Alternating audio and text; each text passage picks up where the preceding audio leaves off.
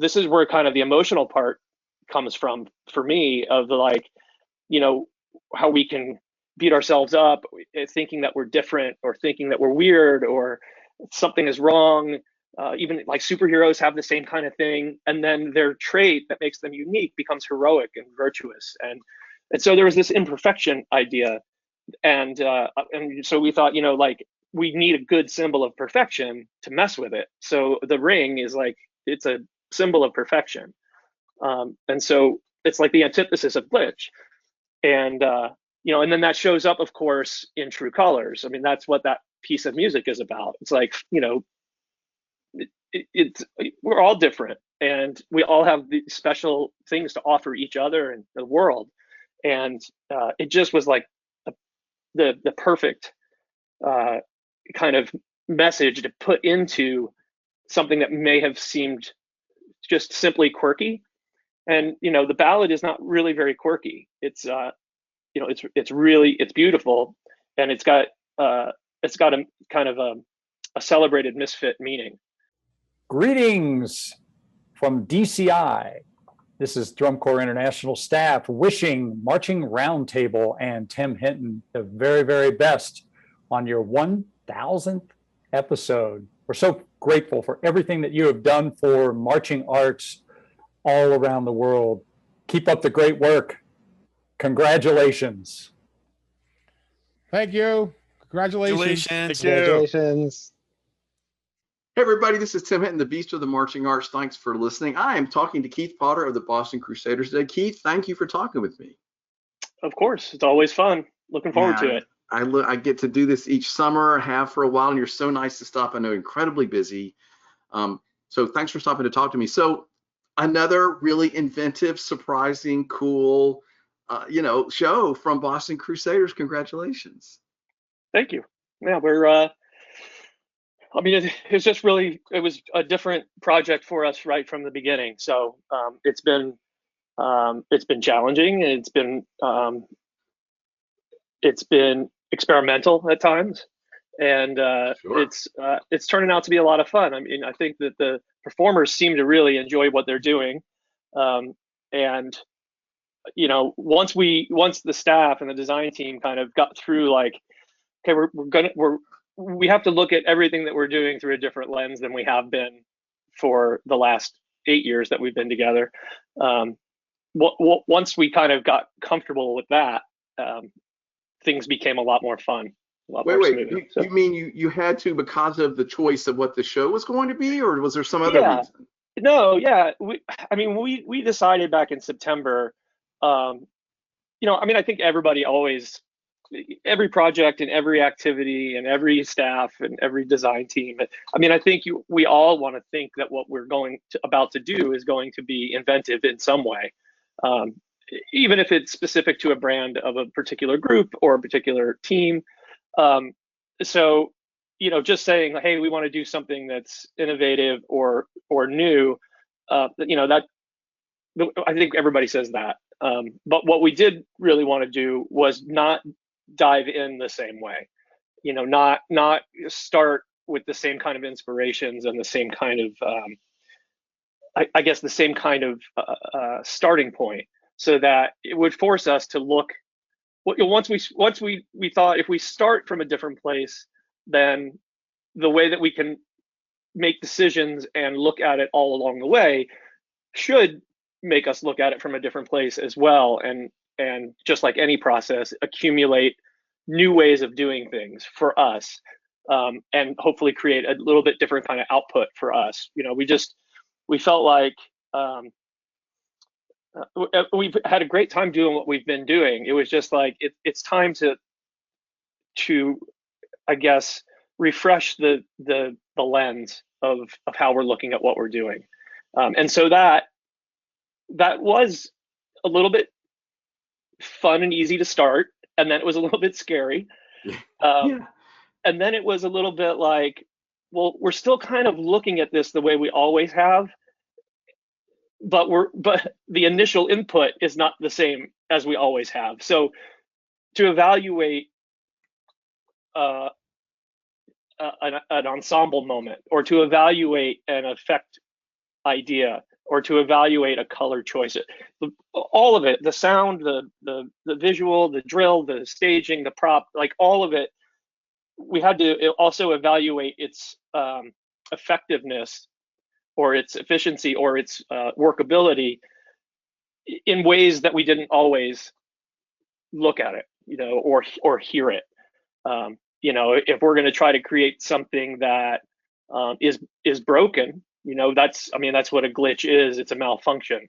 And so there are certain things about that won't be evaluated, like the story of Moby Dick or the Salem witch trials, or being lost on stranded on a desert island. It's got a it's got a little bit more of a the glitch concept has its own character, and to feed that character takes us into some uncomfortable places because it's dealing with malfunction. And then trying to turn that malfunction, what glitch art is turning that malfunction into a piece of art, whether it was an accident or intentional. Taking the idea of something that's broken or is malfunctioning, or is imperfect, and glorifying it. So I'm kind of rambling on about it, but it's just different. It's just a different process. And like I said, in the beginning, it was different for us, and then it got a little bit like we just had to keep working at it. And then once we kind of got over the hump and some things kind of been like, well, that's the language of this character. Right. Then it got it became more fun. And then we watched, of course, we watched the performers start doing what they're doing with it. It just fed us more. So, and that's the beauty of having super talented performers, that have all the energy and all of the talent that we're so lucky to be able to work with. And DCI on that level has that through many cores.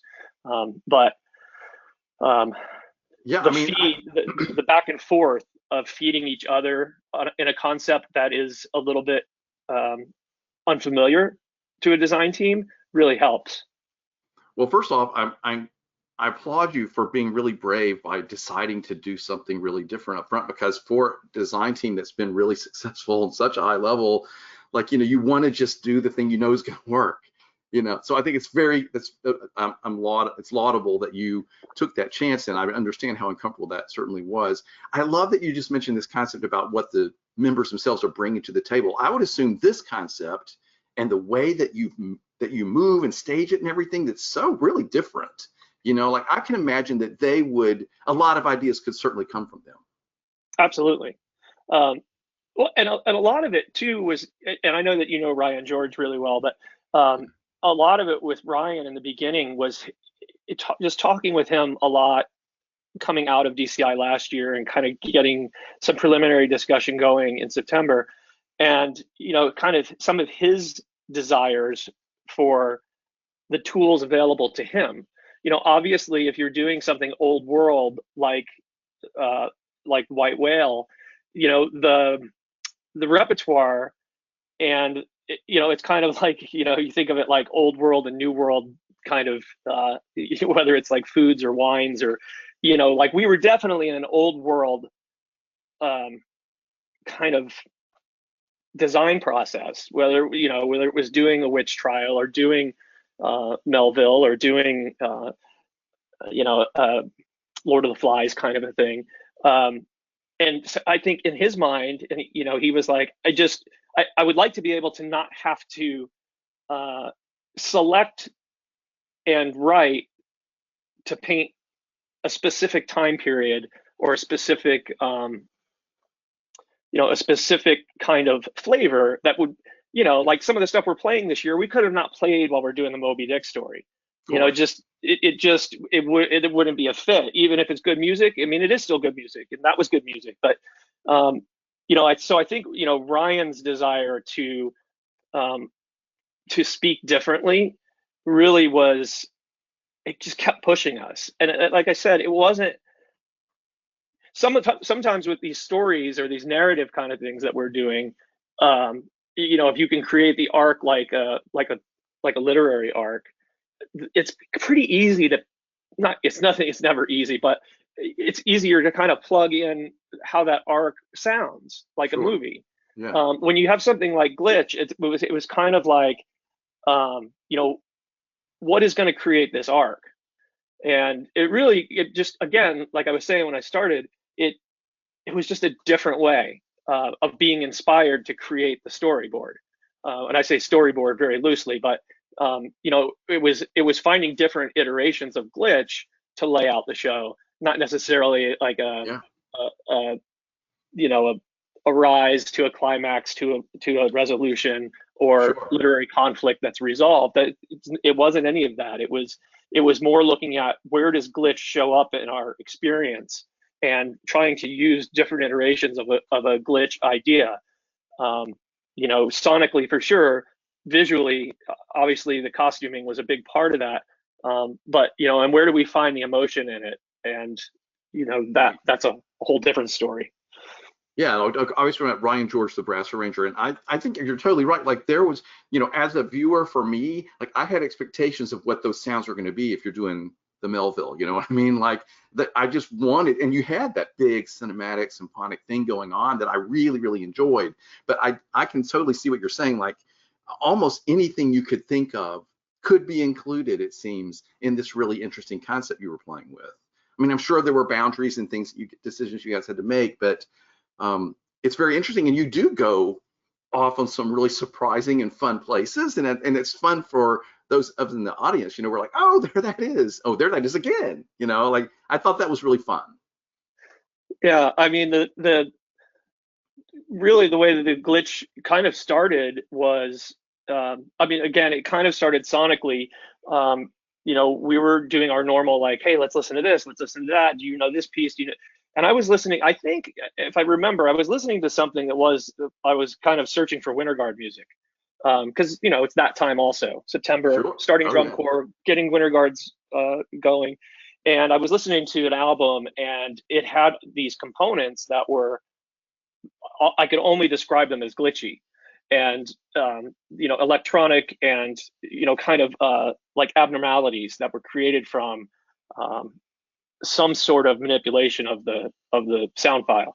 And I started talking to Ryan about it. We didn't end up doing any of that music in this show, but we started talking about it, and then it was like he got really excited about it, and then then we would talk with Leon and Michael Townsend and Colin, and like everybody kind of would be like, oh yeah, we could do this and we could do that and we could do this. And so it got, surprisingly enough, it got a lot of excitement really fast. But then it was like, now how do we blow this out? Of course, talk with Michael Cesario at FJM, and it's like, can we do all different colors? Which, if you could imagine, for them, like the first of all, they did such an awesome job for us. We're so happy to be part of that. But you can imagine the logistics of talking with Michael about wanting to do that. And then, of course, like, well, how do they mass produce, and when can we get the sizes, and how do we organize it? And I mean, so that was a little bit of a hurdle to get over before we could even get to that point. And it causes some other interesting scenarios, just like, when you're doing the fittings, if a lot of times like, oh, we just need to move you up a size. Well, we don't have that size in that color. You've already learned the show in that color. Right. So it caused other kind of things that you're like, oh, well, we're gonna have to work that out. And they were really flexible with what they were able to do with us. But kind of started the first kind of visual iteration was kind of the idea of color separation. Like when you look at a glitched screen, or even like the old like television screens with the test bar color, like with the squiggle and the static and the test bars and the colors, and that's kind of was the impetus for the costume aesthetic. I love when you described how excited everybody got right away and ideas started flowing. That's really obviously one of those signs that you're onto something good, you know? Yeah. It's like when everybody gets excited and ideas are, oh, we could do this, we could do this. I love that you described that. How did you decide with FJM, they're so brilliant there, and of course Michael's so smart. How did you decide, like, the colors are super bright? You know what I mean? Like, there's nothing pastel going on here, but obviously that's very cool. That sort of strong colors. Like, I would love to hear a little bit about that discussion. You know, I think the one thing where we both started was like not looking like, not wanting it to be a rainbow, really. You know, not that we don't love rainbows, but you know, that kind of color distribution. You know, I think we've all done some version of it. You know, I know I have more with a color guard than with the horn players. We've clearly all seen that, though, and so let's so what can we do that's new and innovative and very Boston, right? Yeah, and then it was like, you know, let's try to find colors that are a little bit, just a little bit more sophisticated, maybe, you know, just a little twisted. You know, it's not green, it's like aqua. It's not turquoise, or it's not blue, it's turquoise. It's not you know, exactly purple. It's you know, it's a little bit more electric. I can't even remember all the names of the colors. I have them right over here though. But you know, so that was part of it. And then the other part that I was so excited about when we went up to the Midwest convention and we met with them, you know, Michael handed me a color card and said, you know, pick out the colors. I mean, of course we did it together, but the fabrics, I mean, there's so much print going on now, you know, digital printing of things, flags, props, and that has gotten so much better. Of course, you know, we talk about the flags in a minute. They're super vibrant, and Field and Flora FX did an amazing job with matching the colors we needed to, because there were so many colors in the core. We couldn't just have random close colors in the flags. They had to coordinate. So they did a lot of good work with that. But my point is that the dyed fabric that we used, the specific fabric that we used for the core's pants, was just super saturated anyway. You know, we didn't have to create it. We didn't have to print it. It was just super saturated, bright, kind of, like I said, kind of shifted colors. So that was exciting too. And then we thought, well, if the core is kind of the separated colors, you know, then the guard could be in white, the drumline could be in black. That's kind of like the static component of that. Like, you know, you see the white and black kind of fuzz or static. So, you know, of course, you don't have to look at the field and necessarily see that, but that was the inspiration for who's wearing what. Yeah, I mean, it's really interesting, and of course, there's that. Like, I wish I understood enough about design and color to really understand, but that moment when the individual colors group together, like, there's something just viscerally reactive about that. You know, I mean, like, I was sort of hoping it would happen, and then it happened, and it's just like so satisfying. It's yeah, you know, I think it's just like any kind of dissonance and resolve. You know, it just becomes so harmonic when that happens. Yeah. And of course, Leon, you know, what part of the deal, I mean, this is kind of, I guess, a funny little behind the scenes story, but part of the deal was with Michael when we were doing this was, you know, he said, I can't promise you any kind of way to organize this necessarily because of the timeline, like, because we have to make them when you have to make them when it just, like I said, it was a lot. And again, they ended up being so super flexible anyway, but we kind of started with knowing that, like, you know, we can't just put that on that person and that on that person and that on that. Like, we had to kind of start random. And you know, Leon really felt very adamant about, we have to get in the colors. Well, that's easier said than done because the instrumentation would then be an issue. Like, you could have one or the other. You could have the colors in order, right? Or you could have the instruments in order. And so part of setting up the ballad was being able to get in the colors in a smooth way, but then also to be able to get into two or three playing environments that still worked like that. And he did it. And it was a lot of work. It was a lot of spreadsheets and who's wearing what instrument do they play, and he really worked hard at that. So did his, I just as a drill writer, I have to ask, like, did he color code on the screen each of the colors, and then so that he could keep track? And like, once we got to the place where that was the assignment, then he went back and and he did, how you can do the perspective in Pieware. We did have little colored people marching, little different colors of people marching around, but yeah, like on the actual Pieware screen, just the symbol, the X's or whatever, he didn't do that until it was time to, like, okay, now it's time, we got to start playing with the order. He does it a couple times. I'm sorry, go ahead. No, he does it a couple times in the show. We organize differently a couple times. Yes, and I expect just more. As a as a drill writer, I just can't imagine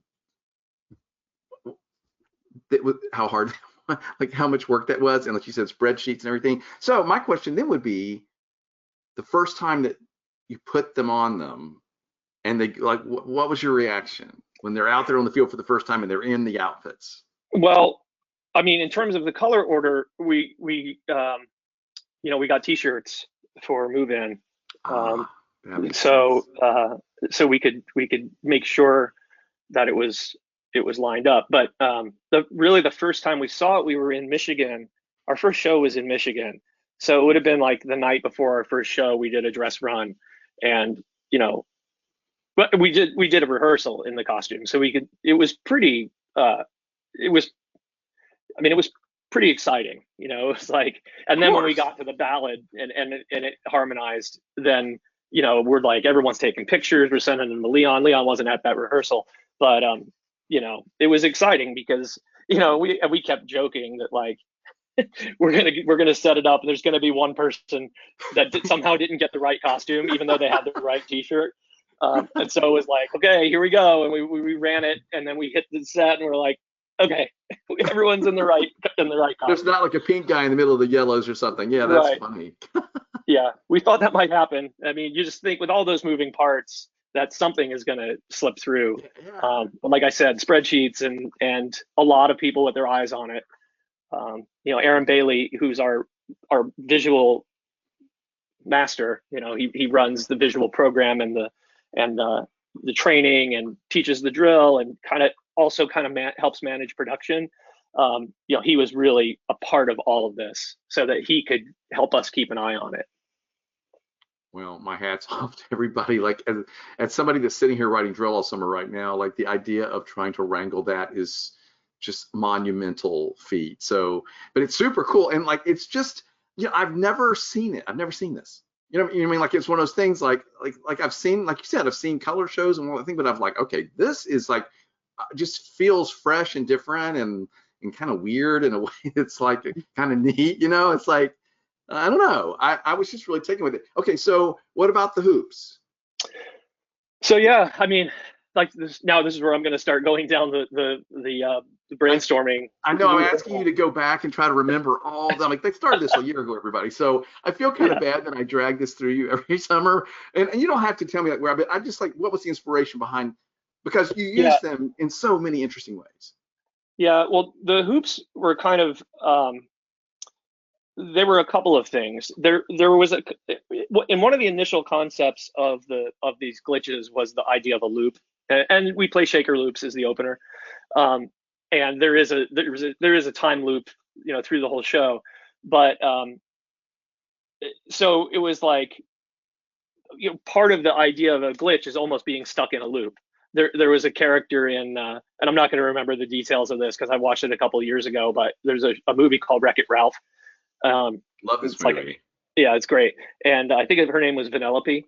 I think Sarah Silverman played that character, and she had a glitch. And like, so whenever it got to this point, like, she had to start the day or start the game over. Or, I don't remember exactly, but like the idea that she's stuck in a loop.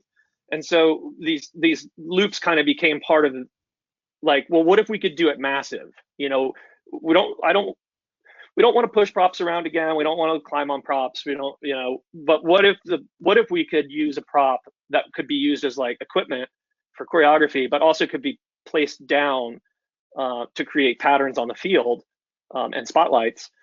And then it also another another deep dive into this glitch world. Was coming from some of these like multiverse concepts, like the movie Everything Everywhere All at Once, and Right. Into the Spider-Verse. Yes. And there's this idea that like if you're not in the time and place that you're from, then you might not necessarily be assembled the right way when you get there. So you kind of have this glitch. I don't know if you remember the hot dog fingers. Absolutely. I thought that movie was amazing. Yeah. Yeah, and how you have to like put different, like you do something weird to make the glitch go, like put your shoes on the wrong feet, or it's all those little quirky things that it became. And same with the Spider-Verse thing, where there's like multi existence simultaneously in different dimensions, and that caused a glitch. And all of that, of course, all of that animation is glitch art. So there was a lot of inspiration there. And when we were doing that, we did think about the idea of like wormholes, being like traveling through dimensions. And so there's a couple places in the show where the props get made into tunnels. It happens a couple of times in different ways. Cool. Yeah. And it is people travel through them, and it informs the sound. So as the guard in part 2 is going through this wormhole, it changes from Frank Zappa to Bach to Dave Brubeck to some kind of Bollywood inspired music. So it's like time and place happening simultaneously as we're traveling through this this tunnel, this dimensional tunnel. And so they became that too. But then there's also the idea, which when we talk about the ballad more, I can explain it a little bit more, but there's this idea of this like misfit perception of what a glitch is. And I go back to, of course, Rudolph, the land of the misfit toys, and Rudolph the Red-Nosed Reindeer being this is where kind of the emotional part comes from for me, of the like how we can beat ourselves up thinking that we're different, or thinking that we're weird, or something is wrong. Even like superheroes have the same kind of thing, and then their trait that makes them unique becomes heroic and virtuous. And so there was this imperfection idea, and so we thought, like, we need a good symbol of perfection to mess with it. So the ring is like, it's a symbol of perfection, and so it's like the antithesis of glitch. And and then that shows up, of course, in True Colors. I mean, that's what that piece of music is about. It's like, we're all different, and we all have these special things to offer each other and the world. And it just was like the perfect kind of message to put into something that may have seemed just simply quirky. And the ballad is not really very quirky. It's it's beautiful, and it's got a kind of a celebrated misfit meaning. And so I think that gives more dimensionality to the show as well. So it's fun, but there's also a little bit of heart in it. Oh, absolutely. And that's such a great message that we all need to hear, and I feel like it's interesting. There's been so much conversation about that recently, about being authentic and embracing your imperfections and your weirdness and all that. Like, I think that's such a great message right now for our times that we're in, and so I love that you're bringing that. And I do think that song, the True Color song, has a specific ability to make us think of that. You know what I mean? Like, we all know exactly what that song's about. And it's one of those songs. I don't think there's that many songs where it's like immediately you think of the theme, because it's so inherent, I guess. Yeah. And it was this was an arrangement, and I'm sorry I don't have the name, because the person that did this arrangement, this choral arrangement, was so friendly and helpful with Ryan. Cool. But it was a choral arrangement that it was beautiful. And there's parts to it that weren't even in the original. You know, they weren't from the song that like were created. And it was a beautiful piece of music, and it translated really well to the brass. And you know, we even have some of the words in it because you know, the lyrics are important. But yeah, you know, the ballad is yeah, it's a special part of the show to me. And it doesn't do what anything else in the show does. You know, it's very acoustic. It's very it's serene in many ways, and it's you know, I think that will continue to develop as the season goes on. It's already taken like the next step, like while we were there last week, and it'll keep going and going. But yeah, sure. I think having that you know, that part of the concept for me, like, is like what sold me on the show. Yeah, it brings the heart of it for sure, because it could have been very sort of cerebral, computery, you know. So it does bring the heart into it, and you know, the arrangements are absolutely beautiful. I have to say that, like, you of course you guys did exactly what you're supposed to do, which is if you have some prop or thing you're using, like, you use it in every way imaginable, and then a whole bunch of ways I couldn't have imagined. And I feel like like I knew when I saw it, you know, I was like, well, they're gonna max this out. But like you do, I mean, like you use that hoop in ways that I hadn't expected, and that's of course what we want to see. Yeah, and that was dicey too when we started, because they're heavy. They're 10 pounds. You know, it's not like a hula hoop. So, you know, and a lot of times when the brass is using them, they have their horn in their hand too. And so it just took a while. Like, we went for probably 2 weeks of watching it and being like, you know, okay, that we can't move it that fast. You know, we can't move it that high. We can't, you know, that's too exposed. Like, we had to play with it, and the performers got so much better, like from where it started to where they are now, and where it still needs to continue. That they just got, it just took them a little bit of time. I mean, there's a place in the show where we have 80 of them going at once.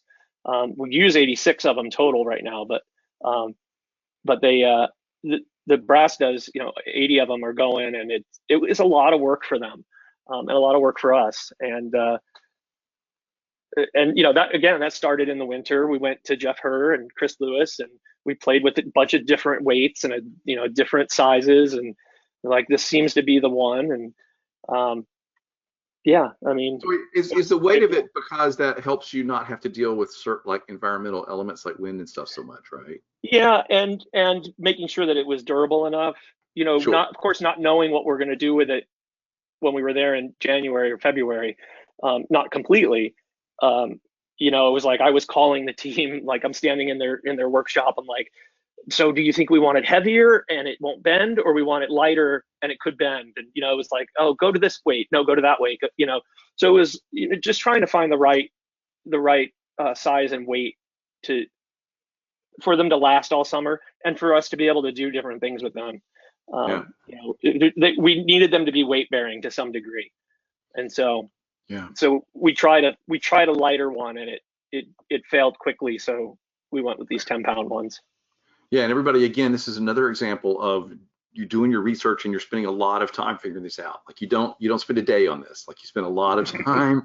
And I love that you guys you're saying that one more time. I want to mention all the scratching that happens, you know, in that one whole section. Like, that was such a fresh sound. Like, that was so familiar from, I guess, was that the 90s? When was scratching? Late 80s? When did that all happen? Late 80s, 90s. Yeah. It was so, like, fresh. Like, I haven't heard that on the field in a long time, if ever. Yeah. Well, you know, one of the things was that, you know, the idea, I guess, I guess I go back in with the imperfection thing, you know,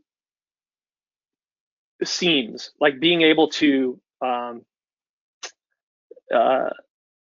highlight or using seams as part of the aesthetic. Seams like sewing, you know, but sonic seams too. Like, you know, we all work so hard, and that's still part of what we're trying to do as we do this, is to make it flow while you're having seams as part of the design. And so finding instruments that could help speak to the seams, but motivically, so that it wasn't confusing. That it was like that signifies a break and a reattachment with a repair. So the seam or the weld or whatever, it's kind of got that sonic quality of being the weld. And so that became the instrument for that. It's not the only thing that we do to create sonic glitch, but that record scratch, and there was originally a piece in the repertoire. We actually, when we started, we had one more piece, and everything was a little bit shorter, of course. And then we decided to not do that other piece, but that other piece was actually a concerto for turntable. And it was the feel and the tempo and the feel were similar enough to the Zappa thing that was like, we don't need to do both of these, but let's keep the turntable. And so, we got the equipment, and Mike Zellers, our sound guru, learning how to scratch, and then teaching it to the front ensemble player. And cool. So that's done on the field, new instrument. That's very, very cool. I love that. The other thing I wrote down here is I thought it was very cool how the percussion is performing with the guard during the ballad in a really interesting way. And I just thought that it seemed, I don't know, something about it just seemed correct. Maybe it's the black and the white. I don't know. I liked it. That was so. Again, as this evolved, the flags in the ballad there's 2 per color. There's 18 of them. There's 18 in the battery, and so there's 2 per color that correspond with the core colors as they get lined up. And so then, it was like, the idea of, again, the true color identity thing, and the way that the white and the black bring a color together, and almost is like the way that they use the hoops is almost like a mirror or a glass, like a window into each other's personality. And I think having that black and white with the color and the hoop kind of allows us to understand a little bit of the connection between and empathy and understanding of someone else's color, someone else's true color, in the figurative sense, right. Their uniqueness. And so that's kind of what is happening there with them. And honestly, that all that choreography was something that they learned almost right away. Like the guard and the percussion staff, and the guard designers, Heather and Michael, and I'm not sure who all else was involved in that, but it was one of the first things that they did. And they do it well. They do it really well. And as you can imagine, the logistics of getting them to be able to rehearse that a lot during the day isn't great at this point, because you're still trying to of course, learn music and learn the drill. And so the fact that they're doing that, it allows the battery to be involved in the production, in a really meaningful way, without having to play their instrument during that particular segment, where the music team decided that they didn't want that instrument in that sound. So what do we do? Well, this is a perfect way to bring more of that emotion across with the storyline of seeing the good in people, seeing the uniqueness in each other.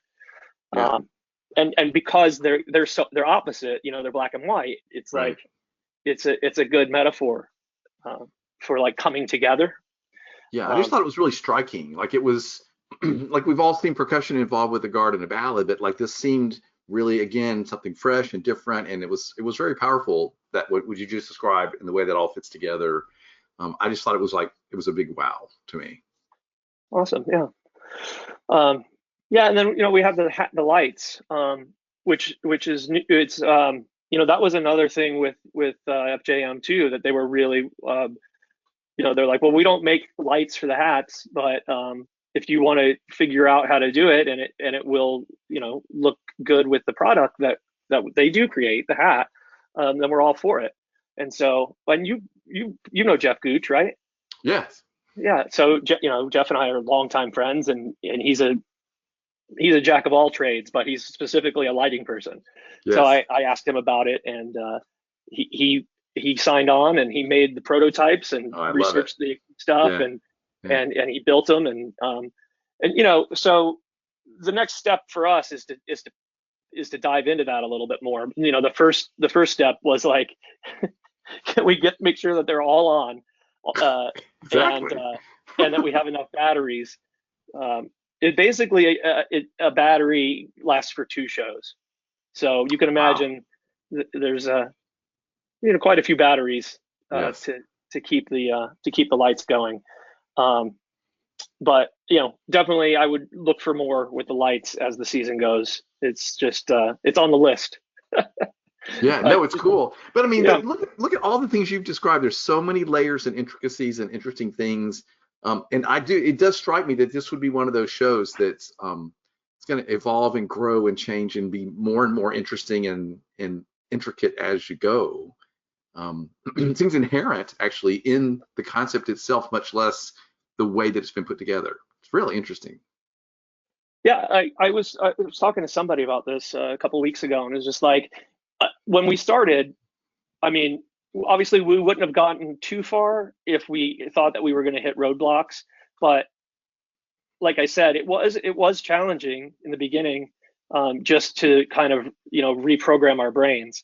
But the amount of things when you're looking for the next thing, the amount of glitch iterations to dive into as options has been really fun.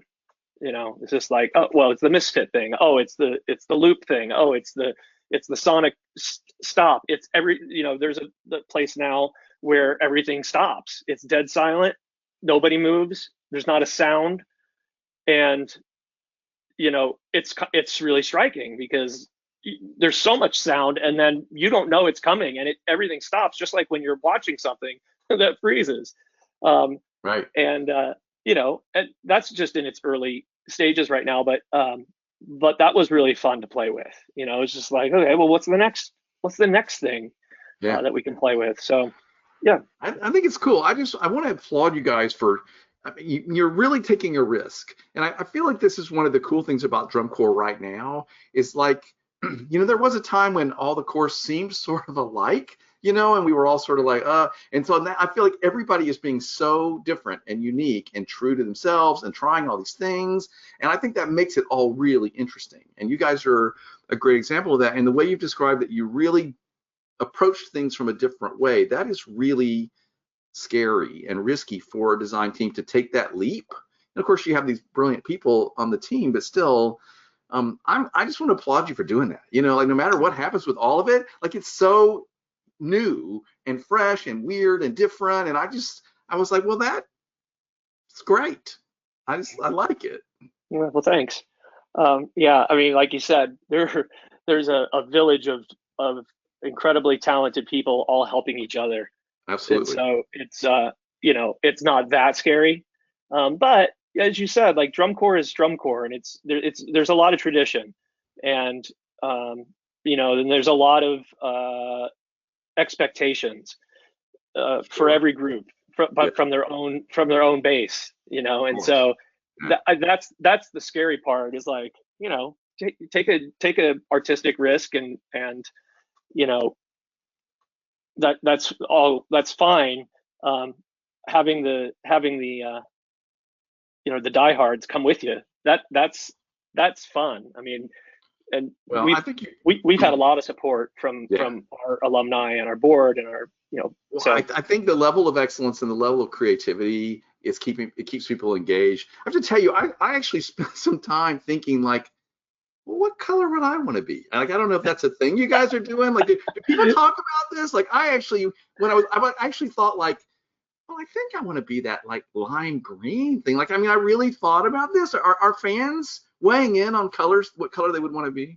well, we sell different colored shirts now, so I think fans can Okay. pick. All right, can pick fans, their come on, color. let's speak. Yeah. Let's see what you. Yeah. It's cool. I just think that's really like I spent some time thinking about that. So, you know, I mean, you got my creative mind going, and I thought it was really interesting. I do think I might be a green. I like green anyway, but You too. My favorite one is, which is funny because I mean the bright bold ones are exciting, but my favorite color out there is it's called mint frost. It's like a it's like a I guess like a minty aqua green. It's a really cool color. It's definitely not the boldest one, but it's a really cool color. beautiful. Yeah, and there's some of those deep, like strawberry red sort of Yeah, things going on. Those yeah. are, yeah, it's all so pretty. It's all really interesting and yet so bold. Anyway, it's like it's got me engaged. You know, I'm like, okay, well, this has me thinking, and I think that's a win. You know, like you got everybody engaged and thinking, and like, well, what is that? And I need to dig a little deeper here. I think I love that you did that. Well, like I said, it's a village of not only really talented people on the design team, but on the daily teaching team and Sure. in the office. And it's just it's just a supportive kind of scenario. So it's risky. It's also, there's a safety net there. Well, and as you mentioned, like these incredibly talented, motivated members are like bringing it to life in such interesting ways. They're contributing and impacting the show, and that's to me really exciting for them. You know, Well, yeah, and really that's the beauty is that, you know, I don't know why everybody chooses to go and march where they go to march. And you got to think that maybe people come to a place thinking that they want to do a style that they may have seen and been like, I want to go do that. And then, you know, we take a left turn and again, left turn, you know, I don't know to what degree. We just started with a different impetus for how to dive into the design. But for the members that came to it because they maybe like the white whale show, or people that have been in it for a couple of years and have kind of been doing, you know, have seemed to really embrace this with, you know, yeah, I'm sure there are some questions asked, but their enthusiasm doesn't show it, and their ability and energy doesn't show it. So that's, I mean, I think that's the real beauty, is that, well, you've given them something super fun and interesting to do. And I got to tell you, it doesn't seem not Boston to me. Like, I mean, it's a departure. It's like a coming around the corner. But I was like, well, I mean, it's on brand. I think like it fits. Like, I feel like you guys have some leeway in what you do, but it's still somehow the DNA is there, you know? So I didn't think it was not Boston. yeah, I thought good. it was just a new weird. I keep saying weird, but I mean that in the best possible way. And I mean, like, Yeah. it's just so funky and unusual, but in the ways that I think make it super interesting. Yeah, and I think that DNA that you're talking about, I think still comes from the I guess the logic, or the, trying to think of what the right word is, but everybody's take on what that is that they love to do, you know, whether it's Michael or it's Heather or it's Leon or it's Colin or it's Ryan or it's myself or Mike Zellers or Gino or you know, whoever, that I guess the barometer that you know, at which everyone looks at it hasn't really changed. It's just, Correct. like I was saying, it's just like the lens and the path in started in a different place, so it changed all of the variables. And but it's not going to change what is important to all of those people that Right. input. And Right. so I think that's why that, you know, and I don't say that's unique to us. I think any group that's from year to year that does something different, the brand stays with, if the people stay, the brand stays with Yeah. the decisions that they make, you know, through that barometer of Yes. their thresholds for color or design or drill or staging or choreography or sound. And so that's where you get the different. I think that's absolutely true. And I think I think you're absolutely right about that. I think it's really interesting. Well, thank you for giving me all this time to share all of this. I feel like I always drag you back to the early days that make you think through, but I think it's really interesting, especially for a show like this. I think it's really interesting to hear how we ended up here. And I appreciate you taking time to share that. Yeah, well, I appreciate being here, and it's always fun in July to try to remember September, September, October, November, all of that. Yeah. I don't know that I have it all straight in my head, but as I've described it is how I kind of remember it.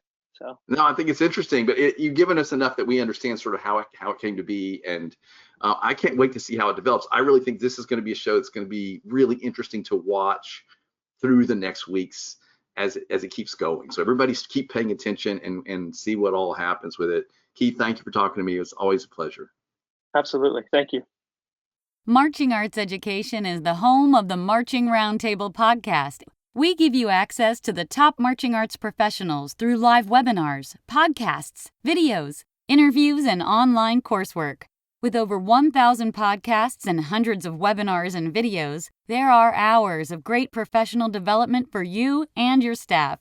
Sign up for a membership to Marching Arts Education to get complete access to all webinars, videos, and podcasts, plus discounts on coursework. Many directors are using professional development funds through their school or boosters to make these resources available to their staff.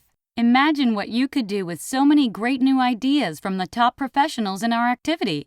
Subscribe to our YouTube channel and sign up for our newsletter to find out about the latest podcasts, webinars, and new content. Find all of this and sign up at marchingartseducation.com.